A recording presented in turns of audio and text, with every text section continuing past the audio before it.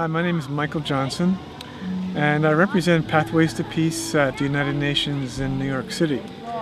Our home office is in San Francisco. That's why I represent our organization here in the East Coast. Pathways to Peace is an organization that began back in 1981, and our founder, Ava Madison, she had a vision for the first International Day of Peace when she was like 4 years old. She sat with that vision for many years until she became an adult and was able to take steps to make it an official UN resolution declaring September 21st the International Day of Peace. So what I do for Pathways is my main role is, as I said earlier, was to represent our organization at the United Nations. So what I do is I network with other organizations there. I work on the International Day of Peace Planning Committee. Every year the United Nations does an event at the UN, and they basically try to expand the observance of the Peace Day. And so I'm a voice in that. I have a voice and influence in that, and I'm always kind of pushing the envelope of like how much we can expand the Peace Day. And so it's a very cooperative venture between non-governmental organizations and the United Nations.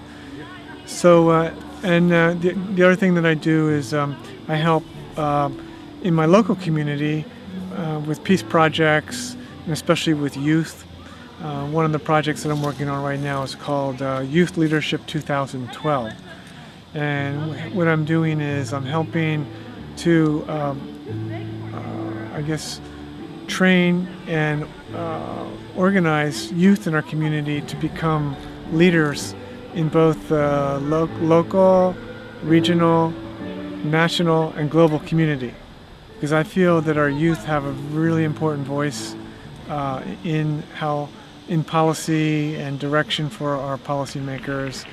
And so I'm helping our youth become skillful enough to interact with policymakers and to have influence that way. And the reason why I'm passionate about that is I've worked with a native person up in Canada. His name is William Commanda, and told me about a prophecy that in his community about youth. And basically the prophecy states that in this time frame, the big changes that are going to happen on our planet are going to be from the youth, speaking their truth through love and respect to policymakers and people in power. Where there is light in the soul, there is beauty in a person. Where there